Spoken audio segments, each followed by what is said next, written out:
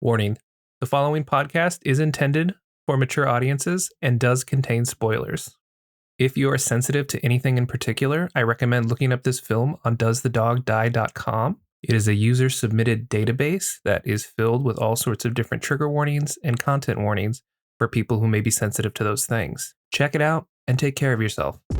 Welcome back to We Creeps, the podcast where you can get all of your spooky without any of the scares. I am your host, Evan Exhumed, and every week I provide an in-depth summary, review, and trivia for the latest horror releases, classics, and some weird ones you probably never heard of. This week I will be covering a Shudder distributed film. You may have heard of it. It's called When Evil Lurks. It was written and directed by the Argentinian director Demian Rugna, and it stars Ezekiel Rodriguez, Demian Solomon, Louise Zimbrowski, Sylvia Sabater, and Marcelo Michino. I think overall this film had a lot of promise, which I'll get into later in the review portion of the film, but as a result, I did want to get this one out right away because I have a lot of feelings about it, and I thought it would make an interesting podcast because of just how gruesome it is. It's definitely not one you want to watch if the reason you're listening to this podcast is because you're too squeamish to watch horror movies. This one is for sure skippable in that department. With that out of the way, let's go ahead and get started to the summary portion of the episode. We have such sights to show you. So we begin the film in the middle of the night, and we see two characters. They're brothers named Pedro and Jaime. They live on a lot of land, kind of in the boonies. I'm not really sure what they do. I think they might be farmers or ranch hands or something, but they live in a pretty sizable house, and they hear some gunshots and deduce that it's something going on, like a person fighting against something. So in the morning, they go to check it out. They find like a body completely ripped in half and some body parts just kind of laying around this foresty area. And it's pretty gross. It's pretty gruesome. You can see everything. And yeah, this movie does not fuck around. Jaime thinks that it's maybe a puma or some kind of large cat that did this, but Pedro is like, no, that was definitely done with a knife. Somebody fucked this dude up intentionally. They find some weird tools and objects in this person's bag and also where he was headed, which is one of the local farms or people who live near them named Elena, who I guess lives on this larger owner's property named Ruiz, who will come up later. But they end up stumbling upon Elena's shack, and they say, hey, we think we found somebody who was headed towards your house. Maybe you were waiting for them. And she goes, yeah, I was, for my son. And they go, well, what's going on with your son? She's like, well, come take a look at this motherfucker. Pedro and Jaime go to see this man named Uriel, who is her son. And he is like completely bloated. Looks like just like a very large fat corpse that's been, sunk in water almost. He's like drooling and like spitting out gross stuff out of his face. And he's just totally fucked up. And the explanation here is that he has been possessed with an unborn demon that is awaiting physical birth. And essentially the person who was coming to see them was to help exorcise it or kill him in a way that would not cause any trouble. The in-universe name for these types of people who've been possessed or whatever are called rotten. They ask a few follow-up questions to the family, and it turns out that they reported this a year ago or more, and nothing has been done. So they go ahead and head over to the authorities. Of course, like in just about every movie, the police are no help. They say that they don't really believe it. It's none of their business. However, they do confirm that the person that was coming to help Uriel, the possessed person, was called a cleaner. I guess that's the name of people who, exorcise these types of people. But yeah, the police don't do jack shit. So they decide to head to Ruiz's farm, who is the owner of all the land and is letting that woman live there, to try to talk it out and see if they can find a solution. Ruiz seems to think that it was intentionally done by the government in order to take his land. It seems like this possession can kind of spread like a virus. It's never made super clear what the rules are, but there are a few that will come up later. So while having dinner with his pregnant wife, Ruiz decides to just get up, pick up a shotgun, and head over to Elena's house to shoot her son Uriel in the face and just solve the whole issue right there and then. However, that doesn't really work out for him, as Elena and her son make it very clear, and this is a very big rule that is established and shown throughout the whole movie, that if you kill one of these demon things or these possessed people with a gun or really violently, the demon will spread its influence to people around it, kind of like a virus.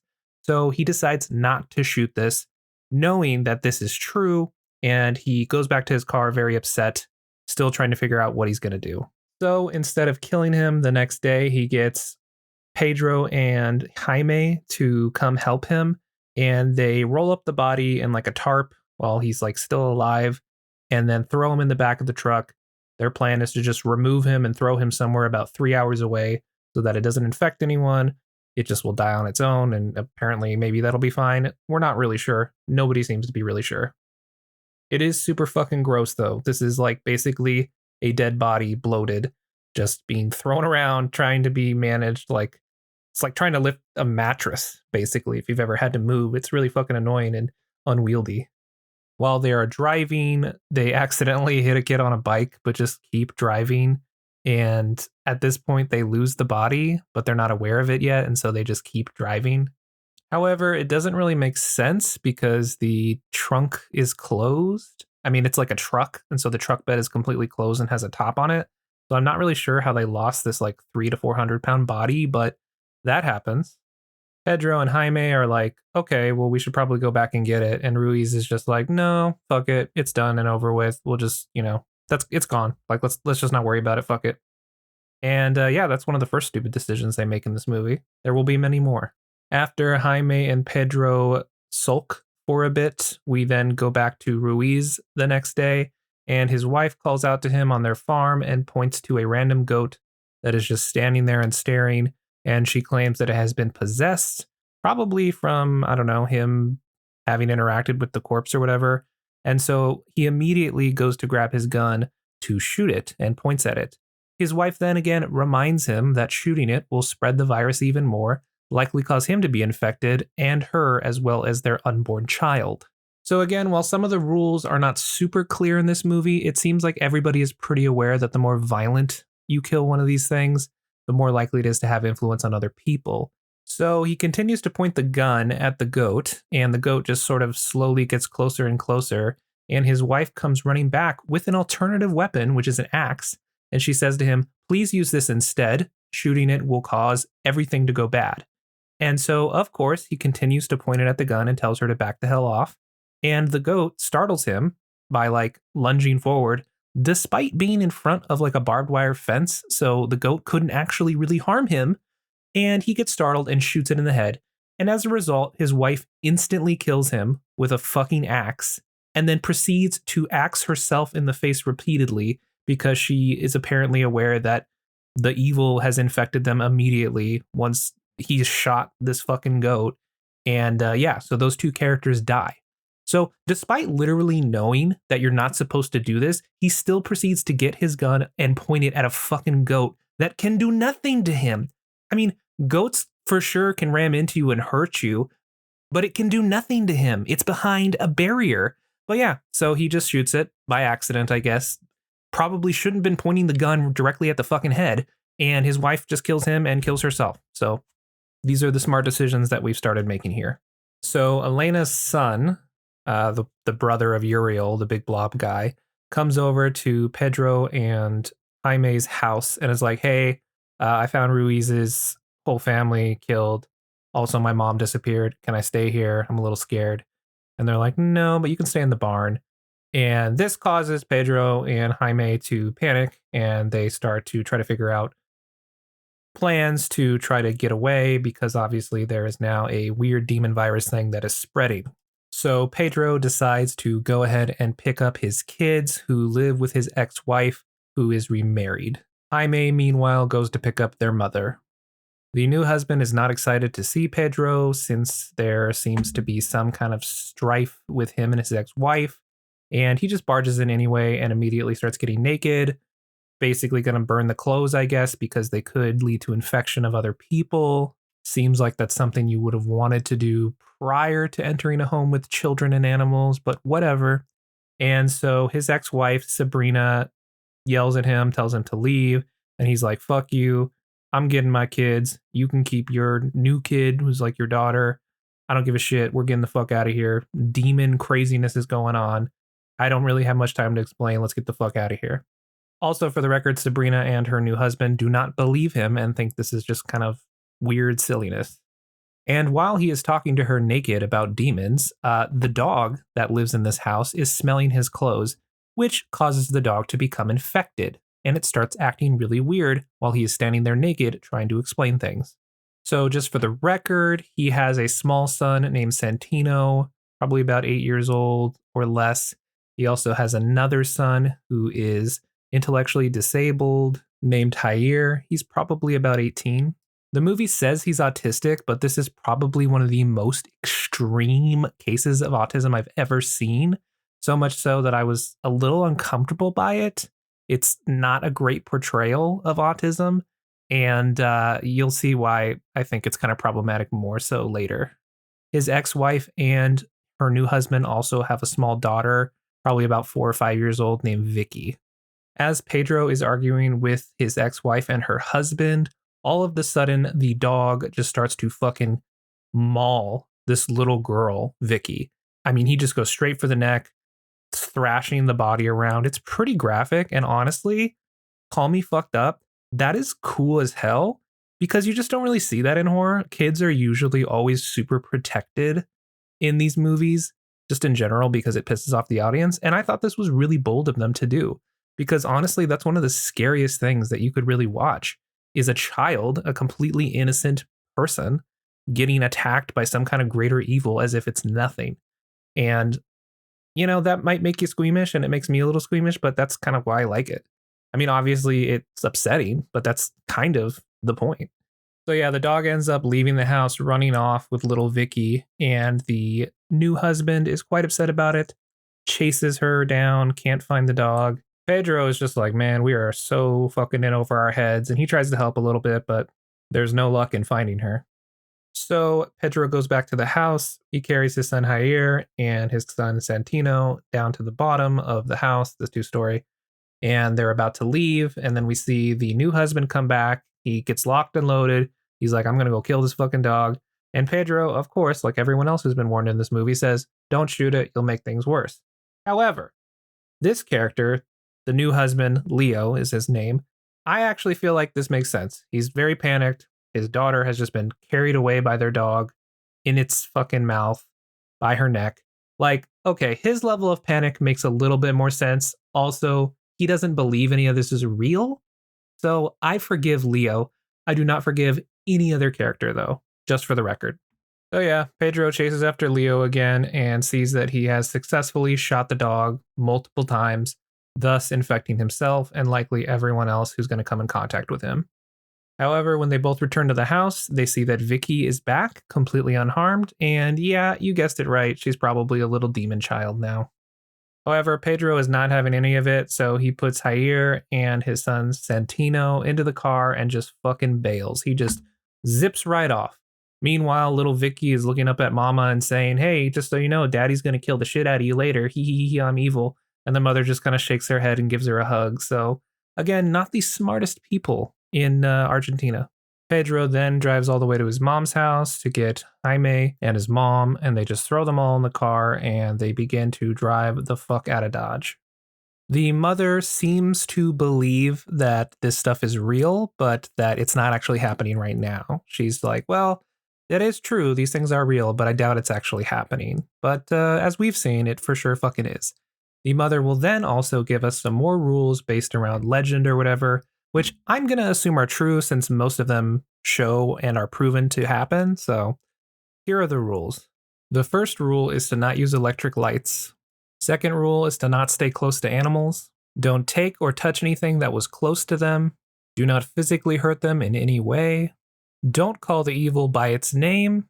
And the most important, do not shoot them with firearms. However, we do not learn the last rule as she forgets and is interrupted as well. For a second, they stop at a gas station to get some snacks and refuel, and Sabrina calls Pedro and says some cryptic shit, implying that she has been taken over. So, as we expected, that was going to happen, right? As a result, Pedro is pretty upset about this. He falls to the floor and begins crying out of sight from his family, but his brother Jaime comes over and gives him a little pep talk, tells him he's got this shit. And honestly, the best relationship in this whole movie is the brothers. And I really do appreciate that dynamic. Jaime then says to his brother Pedro, hey, I know this woman who's been through something similar. Let's go check it out, see her at her house. Maybe she can explain how to beat this thing. I don't know. I don't know why he would just know her. She's very much the deus machina of this movie. But yeah, so they go to her house to talk to her and try to figure things out. For reference, her name is Mirta. She lets them stay at her house, offering them shelter. She has 0 electronic devices in her house in preparation for this. And Jaime has a conversation with her about Javier and how he's likely possessed. But for some reason, all of a sudden, Jaime just now is like, oh, I don't know if what we saw was actually real. I mean, the bloated corpse thing was fucking insane. And there is no doubt in my mind that if I saw that, I mean, I would have bought it. Like we've seen enough at this point to believe that this is true. So I don't know why he's doubting all of a sudden. Like I'm a super skeptical person, but even me, I would be like, yeah, this is for sure fucking real. We need to take this very seriously. During the night, while everyone is sleeping, the ex-wife Sabrina breaks into the house and takes little Santino. And while this is happening, I mean, her face is just totally fucked up. And he was sleeping with Pedro's mom, but she took a sleeping pill for some reason, which is not a very smart idea in this situation. And so she wasn't able to rescue the kid. Pedro quickly rushes upstairs after Mirta lets them know that there's some kind of commotion. As Pedro sees her holding his son, she then looks at him and then jumps out of the fucking window and lands, I guess, and begins to run away. So Pedro and Jaime go to chase her, but before they do that, they go to check on Javier. Mirta says that he has been possessed. And the very uncomfortable explanation for why he isn't acting super weird is because apparently autistic people's minds are too complicated and weird and like distorted for demons to manipulate them properly, or they have a really hard time doing it. So that's kind of a weird explanation and a little problematic, I would say, but we won't touch on that too much right now. Mierta is then like, okay, we need to deal with this shit as a professional. And then we learn that she used to like do this for a living. She was a cleanser. And she says that the 7th rule is to not be afraid of dying, which is kind of hard when you're fighting demons. She then says that they have to find the source of the infection, which is Uriel, the guy who was all bloated and infected from the beginning of the movie. So they make plans to try to track him down. So Mierta and Pedro go to try to stop the rotten one, and Jaime goes to look for the ex-wife and the kid in the darkness, trying not to use, the car lights as much as possible, but that's going to be really hard. They also leave the mother and Javier just by themselves, so that's probably not going to go very well. We then cut back to Jaime, who finds the ex-wife of Pedro with the son who has now been basically eaten. His head is just not there anymore, and she's just picking from the neck, just covered in blood, full cannibal mode. And so I guess in a state of upset, he decides to run them both over, which is against one of the 7 rules, which is to enact violence on these things. But I guess I forgive this one because he was pretty upset about it and probably at this point doesn't even care. But he doesn't actually ever get infected from this. So again, the rules are just kind of weird. And I don't know. This movie just has some strange narrative choices. But yeah, in doing so, he actually crashes into a tree. So that's kind of the last we see of him for a bit. Pedro and Mirta end up going by a school, and she says, hey, let's go to the school because evil really likes children, apparently. Which makes sense since like all the kids die in this. So yeah, that checks out. We then jump back to Javier and the grandmother, and all of a sudden he is just totally normal. He's just like no longer autistic. He's no longer just like laying around mumbling, going to the bathroom on himself. He just walks in and he's like, hey, yo, grandma, I'm freaking hungry over here. I'm going to grab a cup of tea and eat some stuff. Hope you have a good night. And he like taps her on the shoulder. And I don't know if I made this super clear, but like he has been pretty much nonverbal, barely moving, barely blinking this entire movie. So it's very strange to see him like this. And the grandma is fucking scared. So Pedro and Mirta end up going to the school, and as they're checking it out in the darkness, they see all the kids are just sitting in the dark, staring forward. Very, very, and I make this very clear here, possessed. They are possessed as fuck. They don't look super weird or anything, but they are clearly possessed here. Like one of the kids has blood actively leaking from her mouth and just staring like it's normal. So again, there's no fucking doubt in any person's mind, mine, yours, Mirta, and fucking Pedro, that these kids aren't possessed. Okay? Let's make this very clear because it's really important that you know that these kids are fucking possessed. So a demon child comes out and talks to them and says, "Hey, I'm pretty sure that the body that you're looking for is actually like a bajillion miles away. You should just go that way and definitely don't come to the school. It's definitely not here." And so Pedro just goes, "Oh, okay, that must make sense. I'm totally not being lied to by a possessed child." And then another demon child comes out as he's about to leave and says, "No, no, he's not actually there. He's actually at my house. So you should go to my house instead." And yeah, totally believe me, I'm totally not a fucking demon child, which was established very clearly moments ago. Pedro gets kind of annoyed and then gets out of the car and just starts punching this kid. And then Mirta is like, "Hey, I'm pretty sure the source of all this is located in the school because they really want us to leave. That seems like the most obvious thing. I know I'm a professional, but again, narratively speaking, that just makes the most sense. So we should probably go inside and look for it." And Pedro's like, "Yeah, okay, I guess." So they go to look in the school and they go to the auditorium and find that the bloated corpse has been buried under the auditorium. So they have to like pick up all the wood and pull it out in order for Mirta to do her weird science cleaner shit. So Pedro goes to grab it. Meanwhile, the little girl who said that Uriel was in their house is sitting there saying like, "No, no, you have to hurry. All the kids are evil. I'm not evil." And Mirta says, "Yeah, ignore that kid. Just listen to me. Let's hurry this the fuck up. We need to pull that giant corpse out of that area, and then I'll do my magic, and then that should fix the situation."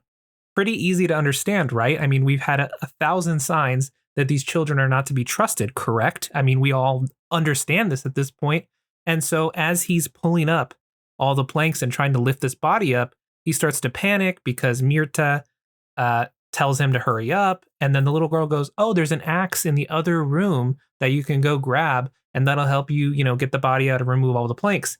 And so Mirta says, "Do not listen to this child. I'm going to make this very explicit and clear. That child is a demon and she's trying to trick you." So, of course, what does Pedro fucking do? He ignores the woman who has the solution that we've all confirmed is going to work, or at least we think is going to work. He listens to the demon child, goes into the other room. There's no axe. And of course, the children lock him in there and then brutally fucking kill Mirta. And I just don't know what he was thinking because, like, obviously he wanted to go get the axe to help Mirta complete whatever she was doing. So he believed her in some capacity that what she knew was correct, but he still decided to ignore her and listen to the little demon child who we already knew was a fucking liar because she said the corpse that they have right in front of them was located in her house. So I don't know why he fucking did this. Like, why would you write a character this fucking stupid? I have a lot of feelings about this, apparently. So yeah, after she's dead, he eventually gets out and then picks up a blunt object and then kills the fucking bloated demon guy. And of course, the children all come and just stare at him. And in the bloated demon guy, a new creepy demon child thing is born. So like an actual demon is born from this body, which has been like its whole plan the entire time. And it just comes up to him and rubs blood all over his face as he sits there defeated. And all the children just follow it into a field and it just fucking disappears. It just leaves. I don't understand why he's not infected or, isn't now possessed. The rules in this movie make no fucking sense. He then returns back to Mirta's house and sees his brother Jaime, who has lived somehow, is also not infected for some reason. And they cry and hug. They then go home. Everyone takes a shower. And as his son Jair is still alive, sitting there eating his favorite ice cream, he starts to choke. And so Pedro comes up to him, tries to get whatever is in his mouth out of it. And then we see the mother's necklace and a bunch of her hair, implying that here ate his fucking mom and is a demon now. And so Pedro, very sad, just walks outside and falls to the ground as his brother is concerned for him. And he just starts screaming and crying. and then the movie fucking ends. Now it's time for the review portion of the podcast. There are certain rules that one must abide by in order to successfully survive a horror movie. So I liked a lot of things about this movie. I thought it was really bold in a lot of ways, especially with the shock value, the killing of kids. Nothing was really sacred. Anyone could die in a horrible, miserable way. But, it was just kind of ruined by the absolute dumbass decisions the main character continued to make over the course of the entire film. And the whole reason that they even lose is because he just decides to listen to the very clearly possessed children to somehow help him work with the exorcist lady to remove this demon thing. Like what? I will give a lot of horror characters and horror protagonists the benefit of the doubt when you're in a state of panic or fright. You never can really prepare for what's going to happen. But I mean, he had so many chances to not fuck this up. And at the end, I didn't even feel bad for him because this was literally all of his fault. There were so many things he could have done to prevent it. So many things other characters could have done to prevent it. And yet here we are, just suffering for no reason. So despite the visuals being amazing, the gore being amazing, I got to give this a 2 out of 5. It's extremely spooky, but overall, that just really ruined it for me. And also, the autistic representation in this is kind of problematic. I don't really like it, and I didn't think it really needed to be included at all. But overall, yeah, you can probably skip this one. I think if you're a fan of the Terrified movie, it's pretty good. Not Terrifier, but Terrified. It's something that you might appreciate, but overall, just the decisions the characters make is just so stupid that I just gotta knock this down 3 points. So yeah, 2 out of 5. With the review portion completed, let's move on to trick or trivia. Sometimes that is better. Trivia number 1, the director, Demian Rugna, actually considers this movie partially a black comedy, which I guess I can kind of see with all of the dumb decisions, but I don't know if I fully buy that. Trivia number 2, the director, despite the movie being quite religious in its themes, is actually a-religious. He wanted to create a film that had people relying on each other more so than some sort of god or other force. Trivia number 3, the movies that inspired this one were cited as Evil Dead, The Wailing, the Korean one, and The Road. That's all I have for you this week. Join us again next week for more horror movie trivia. Don't you blame the movies? Movies don't create psychos. Movies make psychos more creative. Thanks again for listening to this week's episode of We Creeps. If you'd like to support the podcast, you can check out my link tree in the description or just look up wecreeps.com. Be sure to follow me on Instagram, TikTok, Twitter, YouTube. I've pretty much got it all. If you want to support directly, you can subscribe to my Patreon where you get new episodes a day early. We also have merch, which you can find at tpublic.com if you just look up We Creeps. I hope everyone has a really wonderful start to their November. It was daylight savings time yesterday, so don't forget to set your clocks back. And also, don't forget to stay spooky out there.